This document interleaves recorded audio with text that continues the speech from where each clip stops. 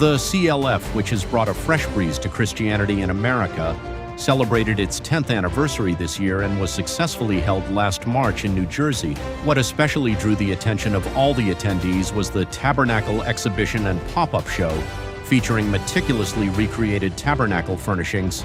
After the event, many pastors requested that the Tabernacle exhibition be held in their own cities so they could share it with their church members and local communities. As a result, last May, the Tabernacle exhibition was held at New Jerusalem Worship Center in Jamaica, New York, at the invitation of Pastor Calvin Rice. From that point on, beginning on June 8th, the Tabernacle America Tour started, visiting 8 cities across the eastern United States.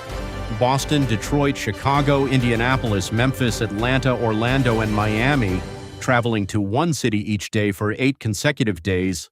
The Tabernacle America Tour continued without stopping. While the bus carrying the Tabernacle furnishings traveled from city to city, each church was also busy making preparations for the exhibition. Every church had different circumstances and faced its own unique challenges. Yet, as the seeds of the gospel that had been sown over the years began to sprout through the pastors, doors were opened. In the wilderness, where there was seemingly nothing, God supplied every material and every worker through Moses to build the tabernacle. In the same way, the churches in all 8 cities said they could clearly see that God had already prepared everything needed for this tabernacle exhibition. The Indianapolis church, where Myanmar believers make up the majority of the congregation, also recently held a tabernacle exhibition in their newly established sanctuary. Although the construction of the sanctuary had not yet been fully completed, as they prepared for the exhibition, they experienced God opening the way through the warm welcome of neighboring churches and pastors, including provisions such as meals and the use of parking spaces.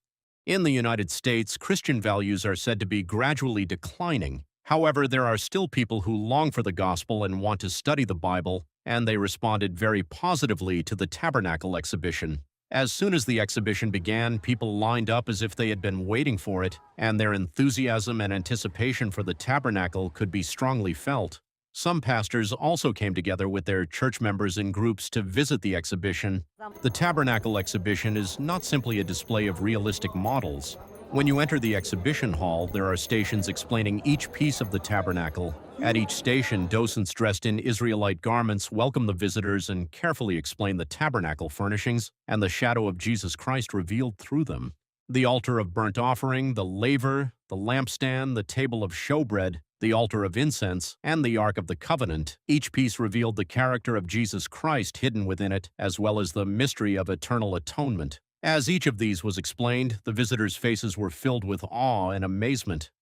The greatest response among the Tabernacle exhibition programs was undoubtedly the pop-up drama that portrayed the Old Testament sacrificial system and the atonement sacrifice that Jesus Christ received in heaven. In front of a packed audience, the drama clearly helped people understand that through the blood of Jesus Christ, we have been made righteous once and for all, eternally. When the visitors, who had been fully focused without missing a single explanation, had finally gone through all the stations of the tabernacle, the one unified message that flows throughout the tabernacle, namely the way of salvation fulfilled through Jesus Christ, had been deeply engraved in their hearts. The tours, which continued every day without a break, were not always smooth.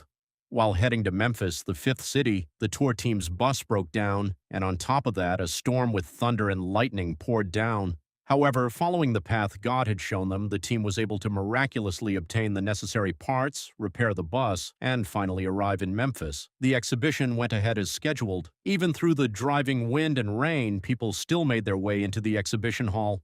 People encountering Jesus Christ through the tabernacle of the Old Testament. Those who came to this place through various channels, SNS, invitation cards placed at their doorsteps, radio broadcasts, and associations of pastors, received the eternal righteousness through the one and only blood of Jesus Christ, which God has granted, and rejoiced together with one heart. The one and only Jesus Christ, whom the tabernacle points to, the gospel of life, will be proclaimed even more clearly across many places in the United States.